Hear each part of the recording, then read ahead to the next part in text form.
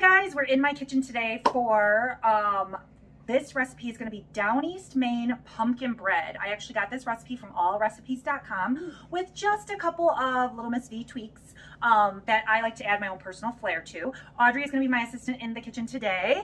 We both have our hair tied back, aprons on, hands are washed. We sanitize our counters all ready to keep this video as concise and timely as we can. So let's get right down to business. The recipe is going to be linked in the description bar, so you don't have to worry about the amounts and things as we get going. Actually, why don't I switch over to a clear bowl so you guys can see what I'm mixing.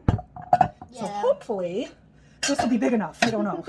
Yeah. We will see. We love pumpkin bread. So. We love pumpkin bread. So, and we just love pumpkins. Yes, we do. So one of the first things that we need to do is make sure that our oven is preheating since I'm going to bake this today. And then we want to have some pans ready. My recipe here is going to have enough to make 2 loaves of pumpkin bread in these bigger loaf pans. But you'll have to see the recipe that I'm linking below is going to be enough for 1 loaf, or you could make it into muffins or any of that type of thing. So what we want to do first is prep our pans. Okay, so my pans are here. Audrey, if you can take some cooking spray and go ahead and do the bottom and sides of both of these pans just a little bit.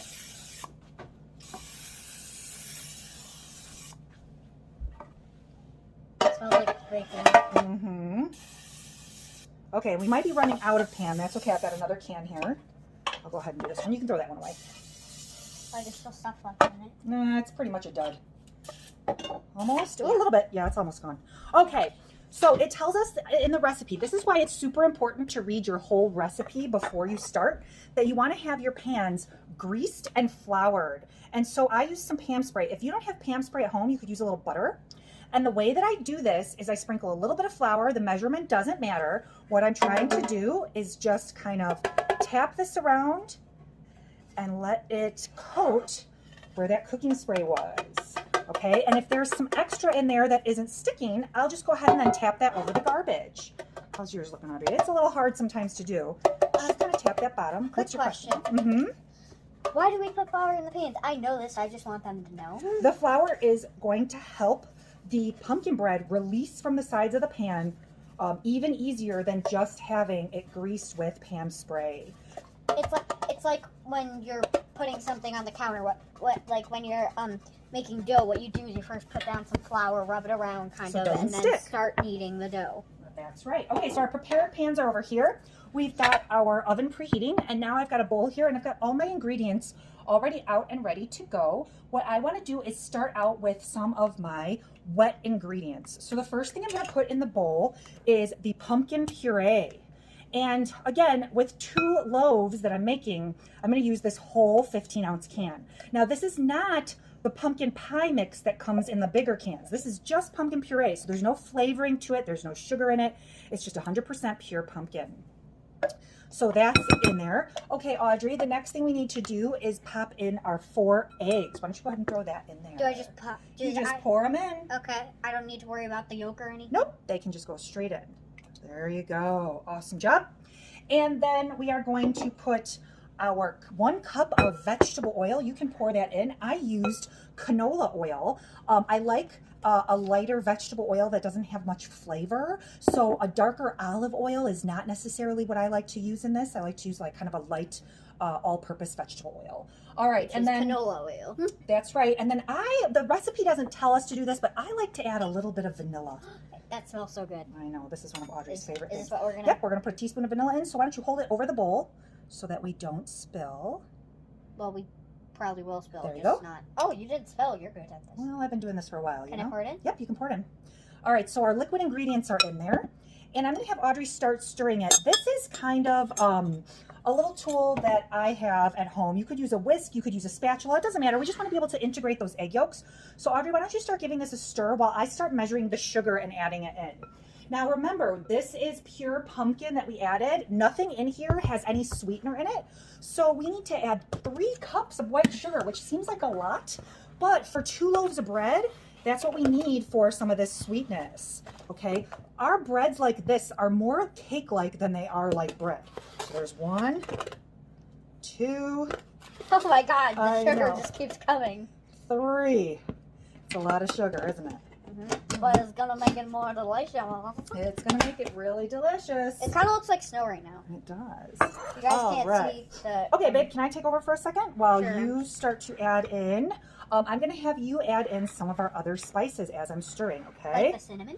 Yes. Or So that cocoa powder. well, hold on. Why don't you hold it while I wait and tell everybody what's in there? So I mixed all of our spice ingredients together. Okay. So this has a very distinct flavor of, you know how when you hear things are pumpkin spiced? Pumpkin spice actually doesn't have any pumpkin in it. It's the spices we use that go so well with pumpkin. And those spices are cinnamon. I have a teaspoon of cinnamon, a teaspoon of nutmeg. Okay. So here's our cinnamon. A teaspoon of nutmeg, that's already ground, a teaspoon of ground cloves, and a teaspoon, or I'm sorry, I have half a teaspoon of ground cloves, and the smallest amount is my 4th teaspoon of ground ginger. Now, what you could do is substitute pumpkin spice that's already a mixture of these 4, and you could put in, let's see, a tablespoon of pumpkin pie spice that's already mixed together that you buy in the store. But since we already mixed ours, this looks like a ton of eggs that we just poured into I know. mashed up. All right, go ahead and throw those in, Audrey. Should I stir it in? I'm going to have you also add our salt. Oh, it's in one of these rubbery cups I like. Yeah, so we've got a little bit of salt. A lot. A teaspoon and a half of salt. I poured the whole thing. Yep. Salt All right. has a very flavorful taste. Well, salt will bring out some sweetness. Can I stir it in? Yes. You can actually be stirring when I start to measure the flour. Ooh, yay. Okay, so we have this here, and we are going to get another bowl. Actually, that's what I'll use this white bowl for. And I'm going to get our flour and baking soda kind of mixed together before I dump them in. Now, I could have put the spices in with this, or the spices can go in there. It doesn't really matter. That part is fine. But what does matter is how I measure my flour. Audrey, I'm going to have you slide this bowl this way a little bit. So then they can more see that one because that's what you're working on. Well, I really want them to see me scoop and level the flour. Okay, so remember, when we measure flour, we want to lightly scoop it into our measuring cup. Quick thing, when you're a chef, never sample what you're making because, especially if it has raw egg in it. Well, if it has raw egg in it, then no, you shouldn't be. Okay, this is 2 cups.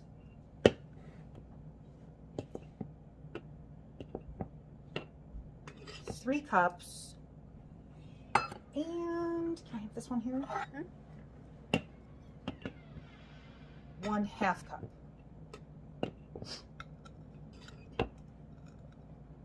Okay, and then I also have our baking soda, which is going to make this rise. We're going to pop that in there. Okay, that's our leavening agent. It's going to give it lift. And we'll just give that flour and baking soda a little bit of a stir. And then I'm afraid it's not going to fit in that bowl. Okay, so let's do this. Should we transfer it into that bowl? Well, I mean, we could. I know, both of them look equally, well, maybe. All right, let's try it. Let's see what happens. Okay, so we're going to pour this in. Fast, fast, fast. There we go. The only reason I said fast is, here, Audrey, we can take this out and just put it on the counter. Do you want me to scrape anything out? I have a rubber spatula here I'll scrape out. Okay, the reason I said that is, if you pour slow, you're more likely to drip everywhere. All right, so what I'm going to do is kind of use a folding motion. So one sec. Okay, so Audrey's holding this over the bowl so you guys can see kind of how I'm doing this. My goal is to just mix until this flour seems like it's really not in dry powder form anymore. I don't want to over mix this because this is a quick bread and I don't want to overdevelop my gluten or it will end up not being light and airy and fluffy. Instead, it'll get a tougher, like tough chew to it. So I still want my pumpkin bread to have a wonderful, soft, almost cake-like quality to it. Now remember, with your pans, you could make this in loaf pans. You could turn this into muffins and put it in a muffin pan. You just have to kind of decide what you want to do. The size of pan that you use will affect the baking time. So you might need to make some adjustments for that. If you have any questions about adjusting that baking time, just email Miss V and she will help you out. That's me. All right, so it looks like most of my flour is in there. My baking soda is all incorporated. Let's make sure I don't have any pockets of flour along the bottom. Whoops, see, I found some dry flour. There's some more there. That's what always happens, where it like sticks to the bottom. Yeah, it's kind of like whatever. Where you need to fold and get it. That's right. You got to kind of fold the mixture and figure out if there's any more little sneaky pockets of flour. Because a lot of times there is. That's right. Okay, so stay with me, Audrey, because I'm going to fill our prepared pans. All right, so since I know that this is going to make 2 pans like this, I just am basically sort of eyeballing this half and half of the mixture. So I'm just kind of guessing, really, and that's okay. Oh, there's some more dry flour. That's all right. It'll work itself out. You could stir it in the pan, but... A little bit, but I also don't want to pick up the flour that's along the edges. Yeah. So I want to be really careful about doing something like that. And like if I feel like now this side needs just a touch more. Again, there's no super exact science to what I'm doing here. I'm just kind of eyeballing it. And that's okay. And that's what the pans look like. Mm-hmm. And then what we want to do is put these in the oven for usually about 50 minutes is what it takes. And I will check them with a toothpick.